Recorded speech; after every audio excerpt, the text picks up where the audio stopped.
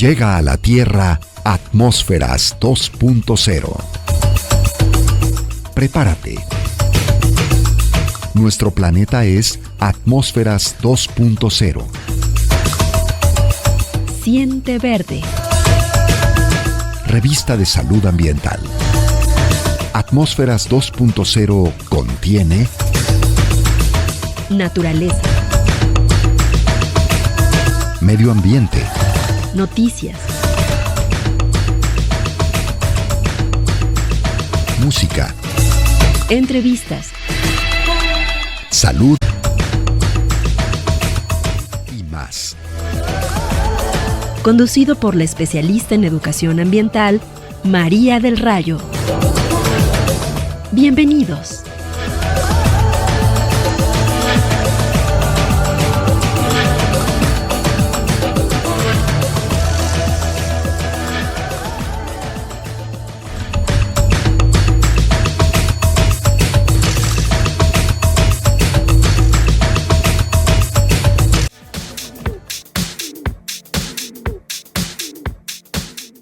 Las nuevas tecnologías son excelentes porque mejoran la vida de las personas. El problema surge a partir del uso nocivo que puede hacerse de Internet, un empleo negativo ante el que los más jóvenes son los más vulnerables, ya que se encuentran en pleno proceso de formación de la personalidad adulta y porque, para los adolescentes de hoy en día, el terreno virtual tiene tanta realidad como las relaciones presenciales.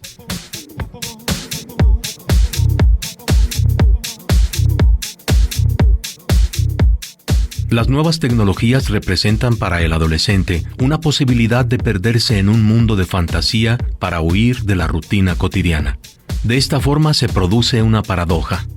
A través de las redes sociales y de Internet, los adolescentes no se muestran tal y como son en realidad, sino que muestran una imagen artificial de sí mismos, lo que muestra una baja autoestima.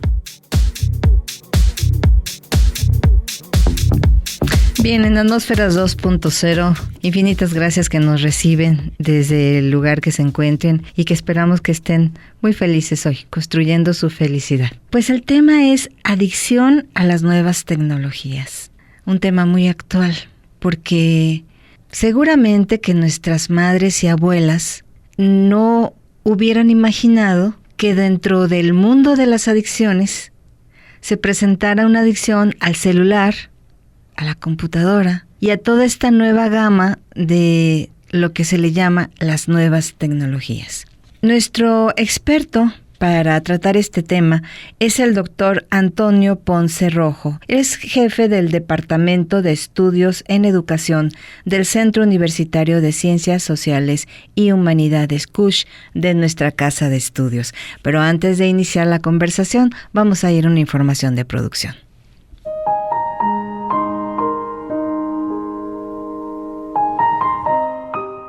En el siguiente testimonio llamaremos Juan, a la persona que generosamente nos ha dedicado y compartido el que su esposa de más de 15 años presente una adicción a las nuevas tecnologías. Escuchemos su historia. Yo tuve un problema de una adicción del Facebook. Me di cuenta porque antes en la familia éramos unidos, por decir, cuando cenábamos o comíamos, toda la familia, pues así de mis hijas, mi esposa, cuando llegábamos, poníamos la mesa, pues comíamos todos juntos. Me fui dando cuenta de que cuando ella empezó a bajar Facebook, todas esas aplicaciones, que ella llegaba, cocinaba y hacía de comer y ella decía, ¿sabes qué? Coman, ahí está la comida, y ella se apartaba. Después me fui dando cuenta que esa es ya empezó ese problema de que ya no había comunicación. Cuando se empezó a aumentar ese problema, ya ella empezaba a apartarse más. O sea, cada vez que yo llegaba, ella me decía muchas cosas de que, ¿sabes qué? Voy a ir a lavar a la lavandería. Y se quedaba horas ahí chateando. Después, pues ya empieza la discusión sobre la familia y de que, si a uno se da cuenta que no está bien. Pero cuando yo le decía a ella que no estaba bien, ella me decía al revés que yo era celoso, por decir, de que ¿por qué yo la reclamo esto? ¿Por qué la reclama el otro? Pero en verdad ella no se daba cuenta de lo que estaba mal. ¿Qué sentías tú emocionalmente? No, pues yo me sentía con una tristeza y una soledad. ¿Por qué? Porque Antes no era esas de que si yo llegaba a mi casa, pues ella estaba ahí, platicábamos, reíamos, bromeábamos. Pero llegó una situación de que ella ya no lo hacía eso. Llegaba, pues yo tenía que comer y ella se apartaba, prefería hablar con los amigos allá riéndose, mientras yo a veces llegaba con una tristeza, un cansancio de que trabajo mucho y pues con quién conversar, ¿verdad? Pero pues no, ella se apartaba y ahí yo sí, una parte sentía como que ya no había amor. Yo pensaba eso. Pero después me di cuenta que no es eso, sino que es un problema que traía del Facebook. ¿Pudo ella, a partir de estas pláticas que han tenido y de esta crisis dolorosa, poder tomar control de la adicción al celular? Sí, ahorita ha cambiado mucho porque llego ya, ahorita está conmigo, platica conmigo, se conecta un ratito, unos media hora y ya lo apaga y ya está otra vez conmigo, con los niños riéndose como otra vez, como antes. ¿Qué mensaje les darías a todas aquellas personas que nos están escuchando y que están pensando que coinciden contigo en que tienen un problema parecido en casa? Pues platicar con la pareja, o sea, sentarse y ver qué es lo que está mal, porque no es nada fácil. Entonces yo digo nomás, no desesperarse y platicar como sea y decir lo que siente uno, porque si a veces no decimos, ahí se va rompiendo el matrimonio. Doctor Antonio, qué duro. Romper el matrimonio, a ese grado se está llegando por la adicción a las nuevas tecnologías. En este caso fue una adicción al celular. Así es, y es mucho más común de lo que uno podría pensar. Lo preocupante aquí es que, por ejemplo, en el caso de los adultos, generalmente hay alguien que está cerca de nosotros, que se da cuenta del problema y que podría ser como un elemento que incida en la solución del problema. Digo que es preocupante porque en el caso de los adolescentes no hay nadie. En el caso de los adolescentes, generalmente nosotros los padres le damos el celular al niño o al adolescente, o le damos el iPad, o le damos la tableta o la computadora como una manera de deshacernos de cierta responsabilidad, encargándole cierta parte de la educación al aparato, y entonces no hay quien se dé cuenta de que el adolescente se está aislando, porque precisamente eso es lo que se pretende, es decir, se le da el aparato para que no esté dando lata o para que no esté presentando demandas a los padres, para entretenerlo, y entonces no hay esa contraparte que se da cuenta de que el sujeto se está aislando, de que se está perdiendo de muchas de las dinámicas familiares, y entonces la crisis es mucho mayor, ¿no? Ya cuando generalmente los padres se dan cuenta es cuando ya el problema está demasiado avanzado. Doctor, ¿cómo se puede definir la adicción a las nuevas tecnologías? Ese es un gran problema. Los psicólogos todavía no nos ponemos de acuerdo. Hay una asociación psicoanalítica y psicológica norteamericana que es la que dicta las reglas en materia de psicología clínica y define qué cosas son enfermedad y qué cosas no. Y todavía está en discusión la adicción a las nuevas tecnologías. Han adoptado ya o han aceptado que existe adicción a este nuevo dispositivo que es la computadora o la tablet, pero todavía tienen muchas resistencias por la dificultad que implica identificarlo. ¿Sí? Pongo este ejemplo. Todavía hay discusión sobre si hay sujetos que son adictos a el internet o adictos al celular, o realmente lo que está detrás es una adicción a la pornografía, por ejemplo. O todavía se pone en discusión si realmente es adicto uno al celular o a la computadora o al internet, o lo que está detrás es una adicción al juego, por ejemplo, ¿no? Y en el caso de las redes sociales, se discute, por ejemplo, si es uno adicto a las redes sociales, como en el caso de Facebook, o si realmente lo que está detrás es un proceso narcisista que hace que uno se esté alimentando ese narcisismo a partir de las interacciones que hay en las redes sociales. Esto implica que no haya una coincidencia en las mediciones de la adicción a las nuevas tecnologías. Hay, por ejemplo, quien habla de que en México andamos por ahí del 2 al 4%, hay quien habla de que andamos sobre el 13%, hay quien dice que hay países como China, por ejemplo, que andan sobre el 40% de las personas conectadas, adictas a las nuevas tecnologías. pero se debe precisamente a eso, a esa dificultad para definirlo y para identificar entonces realmente en qué consiste esa adicción a las nuevas tecnologías. Doctor Antonio, ¿cómo la presentación de la conducta, por así decirlo, anormal o enferma, se da de la misma manera en los sujetos más jóvenes que en los adultos? Bueno, tienen características muy similares. Las personas se aíslan, empiezan a preferir vivir en el mundo virtual y no en el mundo físico, y esto les empieza a ocasionar problemas en el mundo físico. El principal elemento definitorio de la adicción es que le esté causando problemas al sujeto. Porque, por ejemplo, en este momento la Asociación Mexicana para el Estudio de Internet, por supuesto en México, en los últimos estudios dice que los mexicanos que tienen acceso a Internet pasan 8 horas y 1 minuto conectados al día. Esto es decir, es una jornada laboral, sí, la que pasan en promedio conectados a Internet. Pero no quiere decir que todos sean adictos. Es decir, hay personas que por su trabajo tienen que estar todo el día conectados y eso no quiere decir que sean adictos. El elemento que define una adicción es cuando le está causando problemas al sujeto en su vida cotidiana. Cuando prefiere interactuar en Facebook que tener interacción con la familia, cuando prefiere platicar con alguien en Facebook que tener una conversación física con la pareja, por ejemplo, cuando prefiere ver pornografía o tener un novio virtual y no interactuar físicamente con su pareja, en ese momento, o cuando por ejemplo está en el mundo físico, cuando está platicando en una cena o en una reunión y está pensando en lo que haría si estuviera conectado a Internet o a las redes sociales, en ese momento ya hablamos de una adicción. Vamos a ir a una pausa, volvemos.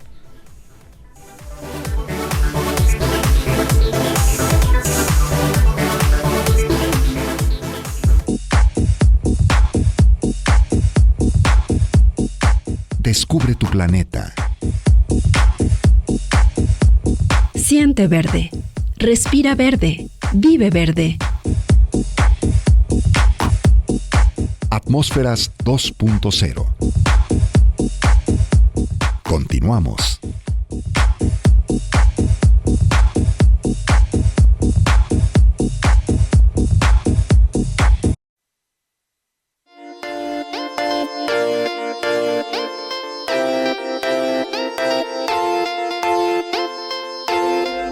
Continúa escuchando Atmósferas 2.0.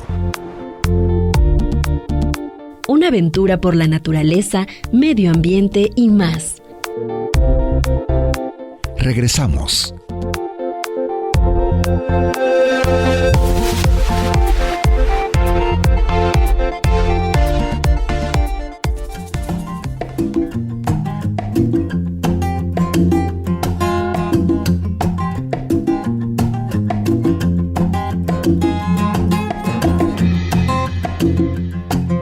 Hemos escuchado que hacer ejercicio es muy importante. Todo movimiento o actividad nos representa un gasto energético. Durante el día caminamos, hacemos quehacer y nos movemos. Pero, ¿qué diferencia hay entre hacer ejercicio y mover el cuerpo con las actividades cotidianas? Sí, hay poca diferencia. La situación es que en el ejercicio yo defino mi intensidad con que lo voy a hacer, mi frecuencia con la que lo voy a hacer, qué tipo de ejercicio, hay diferentes tipos de ejercicios, y la característica más importante, el fin con el que lo estoy haciendo. Cuando yo hago ejercicio siempre es con el fin de que yo mejore cualquier componente de mi condición física, llámese fuerza, flexibilidad, resistencia. Casi todos los médicos recomiendan algo de ejercicio. Cualquier cosa que el cuerpo permita que hagamos es valiosa. Pero, ¿por qué se considera al ejercicio como un elemento integral de la salud? ¿Por qué? Porque va dirigido a mejorar mi sistema cardiovascular, a mejorar mi fuerza y mi estabilidad musculoesquelética. Hay ejercicio aeróbico en el que el cuerpo consume grandes cantidades de oxígeno, como correr, nadar, saltar, incluso caminar rápido por 10 minutos. Para una persona que quiere empezar a hacer ejercicio y no sabe qué es mejor para ella, ¿qué ejercicio se recomienda? Saben que la manera más fácil para una persona que apenas va a iniciar a hacer cualquier actividad física, y la más recomendable y de hecho la más saludable es caminar. Caminar, correr, tai chi, hay una multitud de opciones. Pero ¿qué beneficios trae al cuerpo el hacer ejercicio? Aparte de los beneficios cardiovasculares, que el más importante es que me oxigeno mejor y que mi corazón funciona mejor, es que tenemos otros beneficios que se le conocen como metabólicos. ¿Qué significa esto? Que empieza a cambiar todo mi sistema enzimático, es aquel que se encarga de digerir y procesar todos mis elementos nutricios, hace que mis músculos estén más fuertes. Una cuestión muy importante es que hace que mis músculos funcionen mejor, reciban y capten mayor glucosa, la metabolizan e incluso receptores para trabajar esa glucosa, se movilizan más rápido los lípidos, se gastan más rápido y eso no se siente. Se vive y el cuerpo lo empieza a adaptar. Es por eso que después de 2 a 3 meses el beneficio se da metabólico y la persona empieza a tener un acomodo corporal, una mejoría muscular. Además de esto, el ejercicio mejora el humor, trae más vitalidad y nos puede hacer disfrutar más sanamente de nuestra familia y los momentos valiosos. No lo pienses mucho. Muévete, actívate, porque cualquier ejercicio que hagas te va a servir. Bueno, pues agradezco a Centinelas de la Salud, a la doctora Edna Ulloa. Ella es profesora investigadora del Instituto de Ciencias Aplicadas de la Actividad Física del Deporte. Pues muchas gracias. Y continuando nuestra conversación con el doctor Antonio Ponce Rojo, jefe del Departamento de Estudios de Educación del Centro Universitario de Ciencias Sociales y Humanidades, CUSH, sobre la adicción a las nuevas tecnologías. Yo le preguntaba a la pausa si la generación de los sentimientos hacia, por ejemplo, un novio virtual, una pareja virtual, en esta construcción emocional, ¿cómo se explica a partir de lo real que tú vives y a partir de lo que vives en el ciberespacio? Sí, es como platicábamos, pues es una experiencia muy similar. El gran problema es que todo sucede del lado de la persona que está enamorándose, por ejemplo, porque no sabemos que exista del otro lado. No sabemos si es alguien real, si es alguien ficticio. Por ejemplo, el 8%, entre el 8 y el 10% de los usuarios de redes sociales se presentan con un perfil distinto al real. Del 8 al 10%. Del 8 al 10% se presentan como mujeres siendo hombres, por ejemplo, o se presentan como hombres siendo mujeres, y según los estudios realizados no siempre tiene que ver con homosexualidad este cambio de imagen, ¿no? En el caso de los adolescentes es comprensible porque los adolescentes usan las redes sociales como un elemento que les ayuda a construir su identidad. Un joven cambia su avatar en Facebook, por ejemplo, 3 o 4 veces al día, su foto del muro, su foto del perfil, su descripción, la está cambiando constantemente porque él está ensayando como formas de ser y esta identidad se construye también a partir de los otros. Entonces está viendo la reacción que tienen los otros frente a sus cambios en el perfil, ¿no? Por ejemplo, en la mañana saca un cráneo con una pistola y entonces espera ver los comentarios de sus amigos en Facebook, ¿no?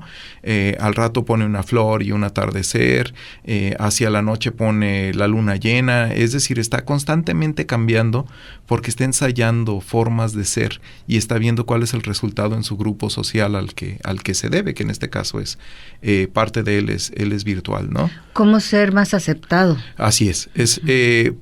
Realmente la aceptación es uno de los componentes, pero tiene más cosas. Es cómo me ven los otros, porque a partir de cómo me ven construyo la manera en la que yo me veo a mí mismo. ¿Sí? Eso es en el caso de los adolescentes, ¿no? Pero en el caso de los adultos hay más razones. Algunas tienen que ver con esa construcción de la identidad, pero en otros casos incluso hay estudios que revelan que hay personas, por ejemplo, hombres que fingen ser mujeres para lograr colaboración en los grupos virtuales, ¿no?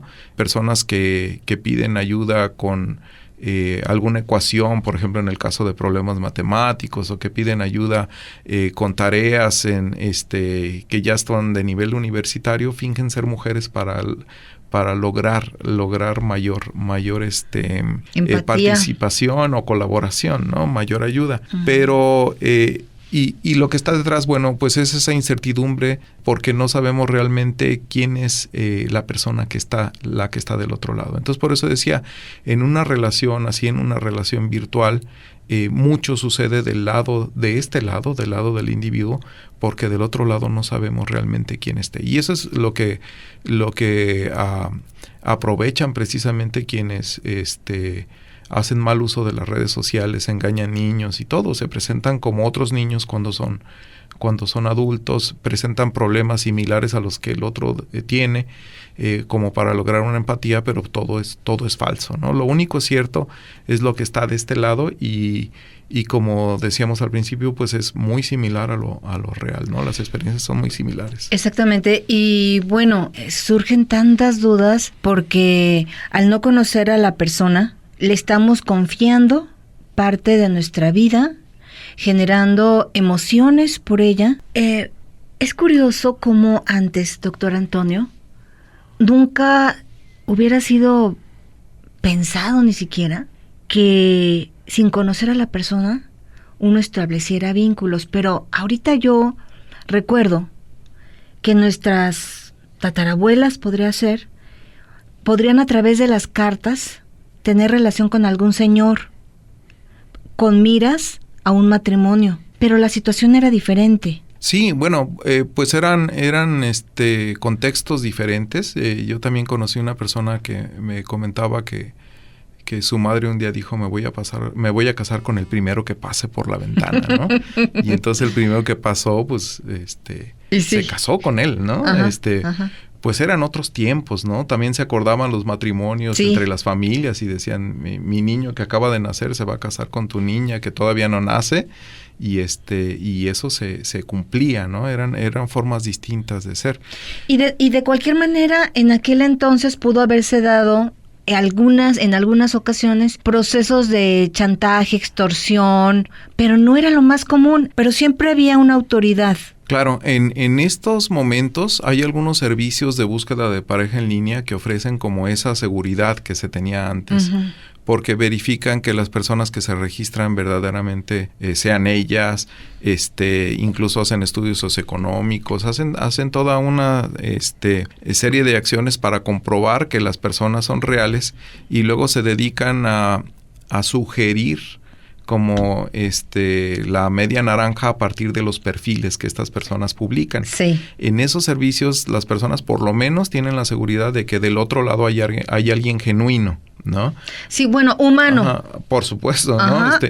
Pero bueno, pues siempre está la incertidumbre de saber si realmente es la cara real o una cara ficticia, porque nosotros, como bien lo decía la cortinilla que escuchamos al principio, uno presenta en las redes sociales lo que uno quiere que se sepa, lo que uno quiere que se vea. Exacto. ¿No? Y entonces aquí todo se hace más complejo porque, por un lado, es la incertidumbre si con quien está uno interactuando, si es real, o sea, es decir, si es humano, porque muchas veces ya hay también páginas fraudulentas en donde presentan perfiles totalmente ficticios. Por supuesto. En realidad uno está interactuando con una máquina.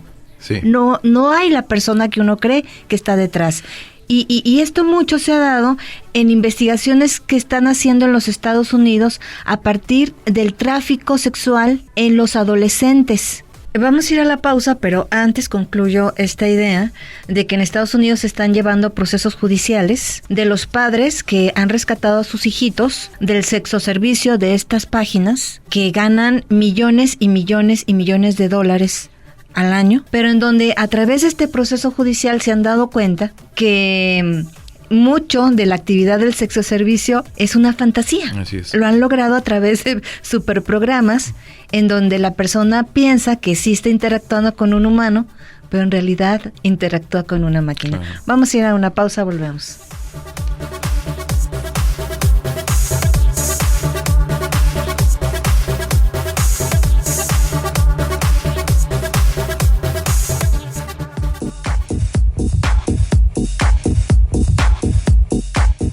Descubre tu planeta. Siente verde. Respira verde. Vive verde. Atmósferas 2.0. Continuamos.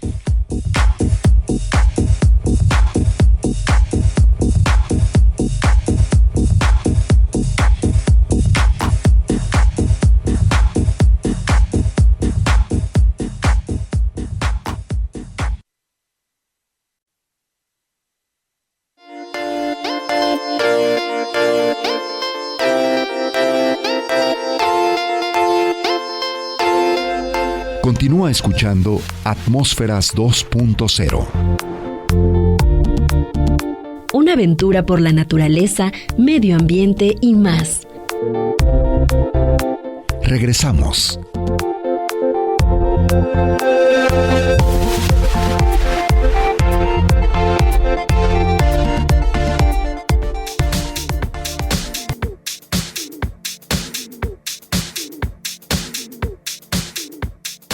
La revolución tecnológica afecta de lleno a todos aquellos jóvenes que han nacido en la era virtual.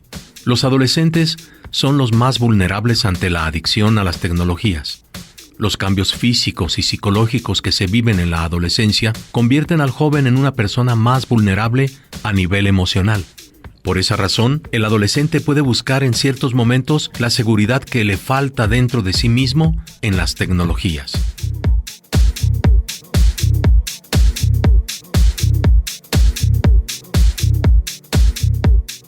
Por otra parte, en algunos casos, la adicción a las tecnologías puede estar causada por un problema previo que tiene que ser detectado.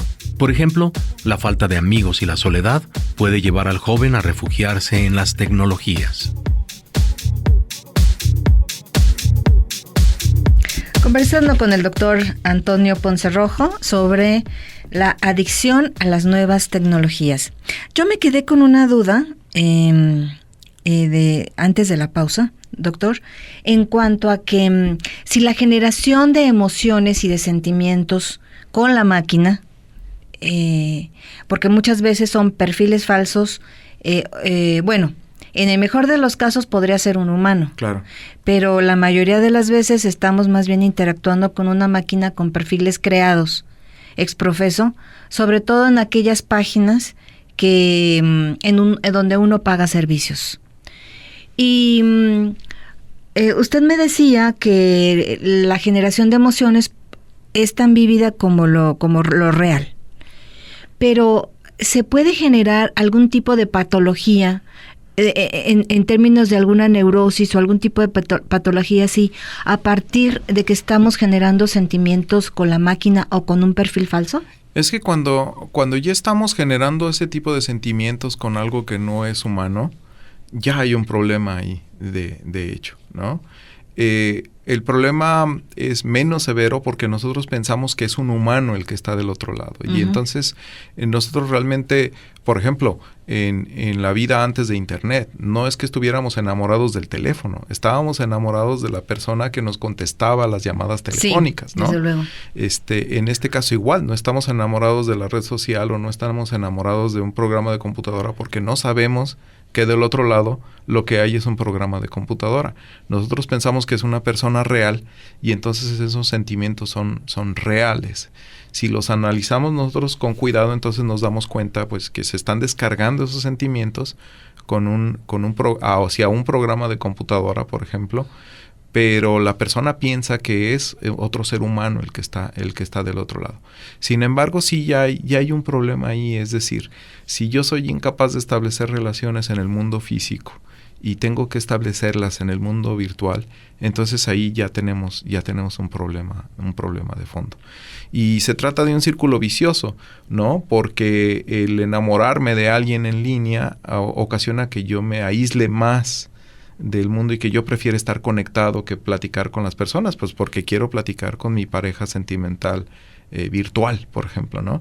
Y eso me va aislando mucho más y me va provocando cada vez más problemas. Es decir, el problema se agrava cuando uno se enfrasca en ese tipo de relaciones, ¿no? Pensando en las falsas, ¿no? Porque va a haber muchas en donde sí hay una persona genuina del otro lado y se puede llegar a establecer una relación genuina también, ¿no? Sí, pero aquí la duda también cabe en el sentido de por qué elegir. No, en este caso, separemos lo de bueno y malo. ¿Por qué elegir una pareja virtual a una real? Y como usted lo dijo, doctor Antonio, hay personas que duran años, así como los noviazgos largos, claro, sí. Que duran 5, 6 años, 7, previo al casarse, ¿no? Y bueno, porque duraron 4 años de novios y luego ya dijeron, bueno, pues hay que casarnos en unos 2 más o 3, en lo que medio tenemos un lugar para vivir, compramos muebles, y luego hay que juntar dinerito para la fiesta y para la comida para toda mi familia y tu familia, bueno, todo ese rollo, ¿no? Pero en este caso, son relaciones que se extienden a lo largo del tiempo, virtuales, que en realidad no se sabe si dará cierto en algún momento conocer a la persona o no, porque pues igual truena. Pero mi duda más grande es, nos dicen los sexólogos y los neurofisiólogos que el contacto entre los amorosos es fundamental. El contacto de la piel, estar generando los besos, estar generando todos estas neurotransmisores y hormonas de la felicidad que hacen que uno se apegue más a la persona que es el objeto amado, por decir, ¿no? Objeto amado no de cosa, así decía Igor Caruso, ¿verdad? El objeto del amor, donde se depositan toda esta gran carga de emociones y sentimientos. Y entonces yo digo, bueno, pero entonces en la relación virtual, ¿cómo se sustituye todo esto? Se sustituye en los casos en donde se lleva al nivel erótico, pues con masturbación, con masturbación y incluso, por ejemplo, hay servicios que inicialmente fueron telefónicos y ahora son virtuales, en donde se ofrece una charla erótica al usuario para que él se pueda masturbar, ¿no? Y de nuevo, ahora en la actualidad son máquinas, ¿no? Estas máquinas, a partir de la dirección IP de quien se conecta, de la dirección de internet de quien se está conectando, detectan, por ejemplo, que yo soy de Guadalajara y entonces la máquina que está simulando ser una chica me dice, ay, qué bueno que tú eres tapatío y yo soy de Tlajomulco, y nada más lo saca a partir del código postal y de cuestiones así, ¿no? Y o empieza a fantasear y dice, imagínate que vamos al mercado de abastos y que lo hacemos debajo de los arcos del milenio o cualquier otra cosa, pero está usando elementos que le da, por ejemplo, los mapas de Google o las bases de datos para hacer más real la experiencia, ¿no? Hay casos que se anuncian así tal cual y entonces el sujeto que los usa sabe que del otro lado no hay emociones, sentimientos ni nada, simplemente necesita una charla erótica para poderse autoestimular, ¿no? Como las revistas pornográficas, por ejemplo. Es decir, ahí el que compra la revista pornográfica pues sabe que la modelo ni siquiera sabe que existe como usuario, ¿no? O que hay todo un Photoshop y que lo más probable es que no sea real. Pero aquí, bueno, me va a servir, es un instrumento para llegar a un fin. Pero ya cuando nos vamos a un nivel mayor de involucramiento, entonces sí hablamos de emociones, sentimientos y ya pues nos brincamos a la parte patológica, ¿no? Digo, hay canciones y mitos urbanos todavía del señor que se enamoró de la maniquí que lucía el traje de novia en una tienda en algún lugar del país, ¿no?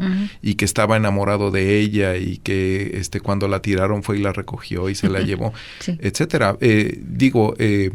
Suena drástico, pero es muy similar a lo que pasa cuando nos enamoramos de alguien virtual, ¿no? Así es, doctor Antonio. Yo vi una película que me dejó impactada y precisamente era de esto, de que el hombre, esto en Japón, se enamora de una muñeca inflable.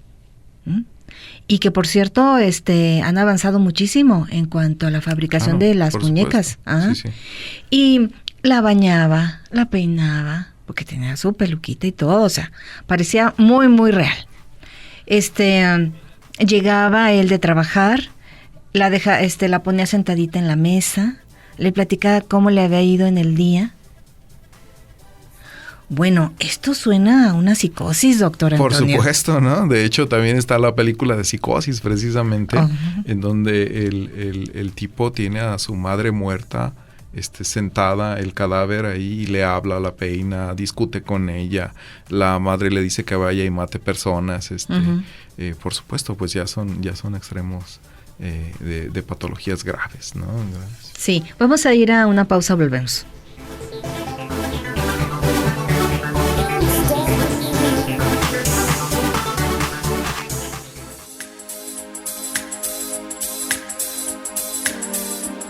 ¿Quieres eliminar el olor a pipí de tu mascota?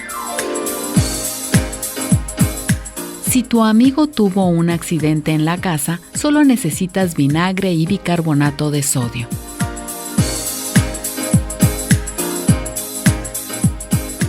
Primero seca el pipí con una servilleta. Limpia con una mezcla de vinagre y bicarbonato de sodio y deja reposar el líquido durante 10 minutos. Recuerda mantener a tu perro alejado, pues el bicarbonato es tóxico para ellos.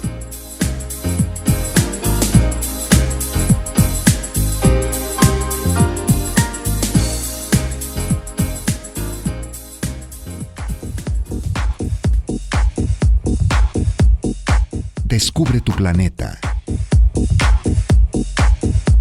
Siente verde. Respira verde. Vive verde.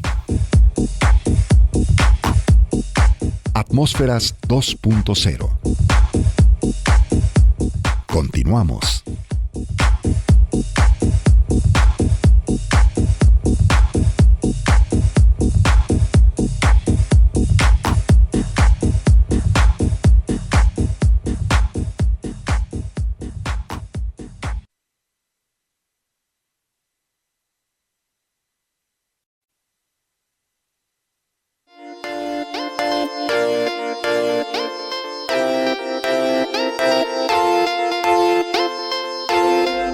Continúa escuchando Atmósferas 2.0.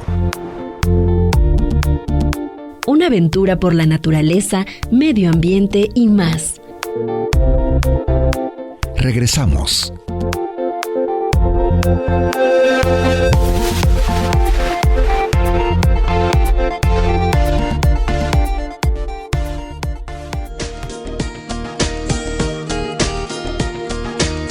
Estoy con Amelia Nava, con Gaby Cuellar.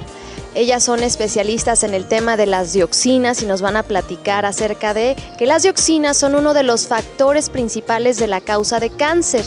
Pero seguramente nadie sabemos qué son las dioxinas. Entonces, Amelia, ¿nos puedes platicar en dónde están, qué son, de qué se trata? Las dioxinas son compuestos químicos obtenidos a partir de la combustión. ¿Qué es un proceso de combustión? Un proceso de combustión es todo lo que se quema, todo lo que hay calor. Por ejemplo, la taza de café, con el calentamiento del calor ya tiene una combustión. Los guisados que preparamos en casa, la carne asada al carbón, tiene más dioxinas que si me como una carne asada pero en una cacerola sin manteca. ¿Por qué? Porque el proceso de combustión con carbón desprende más dioxinas. La dioxina es un compuesto químico tóxico derivado del cloro. Las dioxinas se desprenden de 3 tipos de combustión: la industrial, la natural y la humana. Pareciera que no hay forma de liberarnos, pero podemos tomar ciertas precauciones. Pues es evitar el consumo de alimentos procesados, comer lo natural, lo más natural que se pueda. Estas sustancias están en todo lo que comemos, sobre todo en lo que tenga exceso de grasa. Por eso se recomienda comer alimentos cocidos, al vapor o frescos.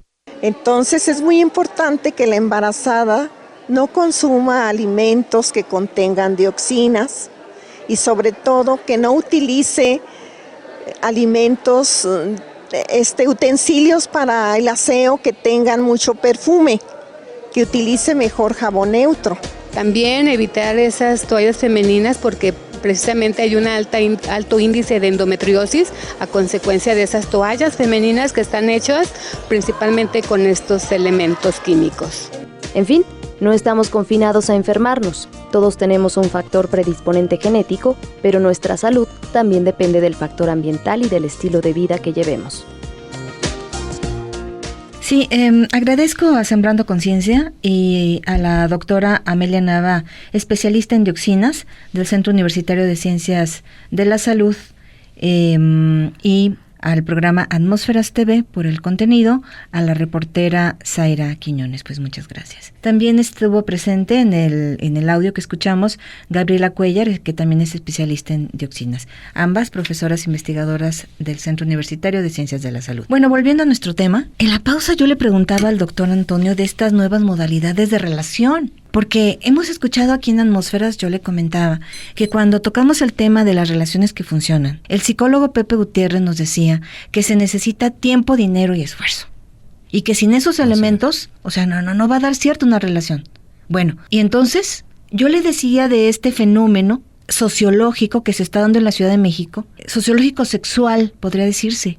A ver, el doctor nos dirá. Bueno, son los diríamos los signos de los nuevos tiempos, aunque también no hay que perder de vista que cuestiones así han existido siempre, ¿no? Es decir, ha habido gente que busca encuentros sexuales con desconocidos y la adrenalina que eso le provoca le resulta después adictiva, ¿no? Pero estará de acuerdo conmigo, doctor, que esto se dio un tiempo antes de que lo del SIDA fuera un boom de miedo y de preocupación. Sí, pero incluso las personas que lo siguen practicando ahora consideran que es un factor más de adrenalina, ¿no? Es decir, es como jugar a la ruleta rusa. Cualquier persona diría, oye, pues, ¿dónde está la lógica de jugar a la ruleta rusa? Y resulta que quienes practican ese tipo de juegos, pues lo encuentran es una ruleta rusa, sí. Como muy el arma, ¿verdad? Así es, muy adictivo por todas las emociones que se generan. En estos casos estamos hablando de nuevas modalidades porque ya interviene ahora la tecnología para hacer los acuerdos. Se trata de asociaciones en donde todo mundo sabe las reglas, todo mundo sabe qué hacer. Y bueno, esos son como usos nuevos de las redes sociales, ¿no? Son como usos nuevos. Sí. Y hasta aquí el doctor Antonio nos ha explicado que una adicción se identifica cuando el sujeto está teniendo problemas Así es.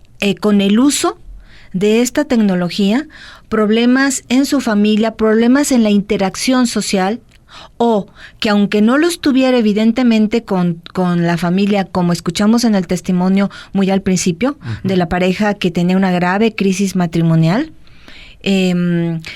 es porque ya no quieres interactuar con el mundo, porque tienes el telefonito o la computadora a través de la cual socializas. Así es, hay algunos puntos clave que nos prenden focos rojos y a los que hay que estar bien atentos, ¿no? Por ejemplo, si alguien en nuestra vida cercana nos dijo, es que prefieres estar en el teléfono que con nosotros, ese ya es el primer indicador de que podríamos ser adictos a las nuevas tecnologías. Segundo, si nosotros estando sin el uso de las tecnologías, estamos pensando en lo que vamos a hacer cuando nos conectemos a internet o cuando tomemos el celular o cuando esté listo y esté cargado el teléfono, si yo estoy ya pensando en la vida real, en cosas que voy a hacer en el mundo virtual, también ese es otro foco rojo. Tercero, si no respeto los propósitos o las reglas que yo me pongo en relación con el uso de la tecnología, por ejemplo, si digo voy a usarlo hasta las 8 de la noche y a las 8 lo apago, y si no puedo respetar mis propios acuerdos, estamos también teniendo otro foco rojo que nos diría que podríamos ser adictos a estas tecnologías. Otro más es aunque ese es más difícil de identificar por la propia persona, eso necesita decírselo generalmente a alguien más, si yo prefiero tener contacto con el mundo virtual y no lo prefiero con el mundo físico, o no lo deseo, o en mi escala de valores vale más mis amigos de internet que mis amigos físicos, entonces estoy teniendo otro problema, ¿no? Aquí hay que distinguir también un asunto que es, por ejemplo, yo podría tener amigos físicos y acordar por WhatsApp que nos vamos a ver en algún lugar para tomar un café o algo así.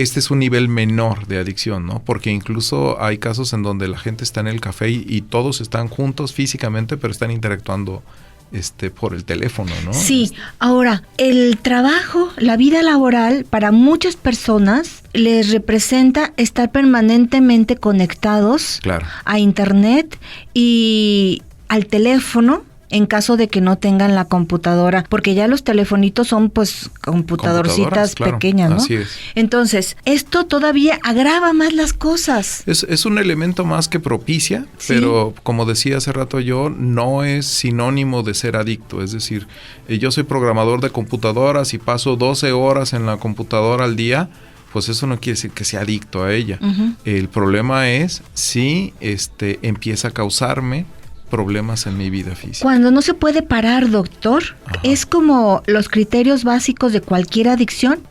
Sí, ¿qué es eso que decíamos?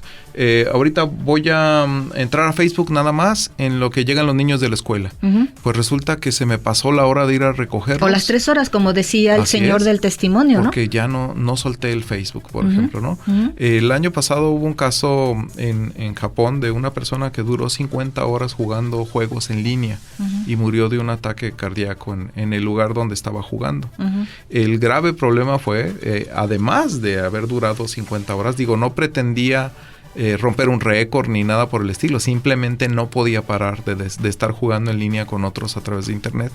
El grave problema fue que duró 8 horas sentado en el lugar, rodeado de personas y no se dieron cuenta de que estaba muerto.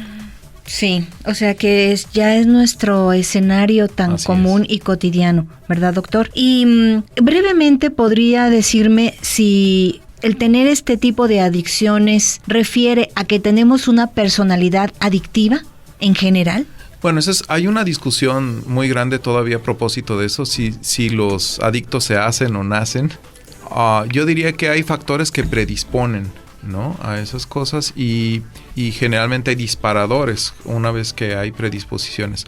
Pero todavía eso está en discusión. El asunto es que si nosotros nos exponemos más a ese tipo de cuestiones, pues seríamos más propensos de caer en una adicción de este tipo. Así es. Pero todavía hay gente que dice, bueno, es que si tú ibas a ser adicto de alguna manera y si no eres adicto a internet vas a ser adicto al alcohol o al chocolate o a los carbohidratos. O a los juegos. O a los juegos a no comer otra cosa, o a comer de más o es decir, tú traías la pornografía. Desde que naciste traías la etiqueta de que ibas a ser adicto y el asunto era buscar en qué ibas y todavía hay esa discusión. Todavía se discute eso, ¿no? Doctor, para nuestro auditorio que nos está escuchando y dice, pues yo tengo algunas de las cosas que el doctor Antonio Ponce nos está explicando, ¿qué tienen que hacer? Tendrían que buscar ayuda, por supuesto, porque si aún no tienen problemas personales fuertes, los van a tener. Si aún no tienen problemas familiares fuertes, los van a tener. Si aún no les causa problemas en la escuela, los van a tener, porque esto es causa de reprobación, esto es causa de divorcio, esto es causa de aislamiento, esto es causa de muchísimas cosas. De enfermedades mentales, ¿eh? O incluso de accidentes. Imagínense si estamos en el Facebook manejando, pues al rato lo vamos a lamentar, ¿no? Pues bueno, interesantísima esta plática, doctor, y es momento de dar las gracias porque el tiempo ya nos comió. Agradezco a la CEMADET Jalisco, a los hospitales civiles de Guadalajara y al Centro Universitario de Ciencias Biológicas y Agropecuarias el apoyo que nos dan para estar aquí. Bueno, como siempre lo he dicho, sin ellos pues no sería posible estar en Atmósferas 2.0. Agradezco la plática riquísima, deliciosa, interesantísima con el doctor Antonio Ponce Rojo, gracias, jefe del Departamento de Estudios en Educación del Centro Universitario de Ciencias Sociales y Humanidades de nuestra Casa de Estudios. Sin duda alguna, hoy conocemos un poco más, tenemos un poco más de herramientas para comprender este complejo problema actualísimo. Esto fue Atmósferas 2.0. Gracias por el favor de su atención. Hasta la próxima.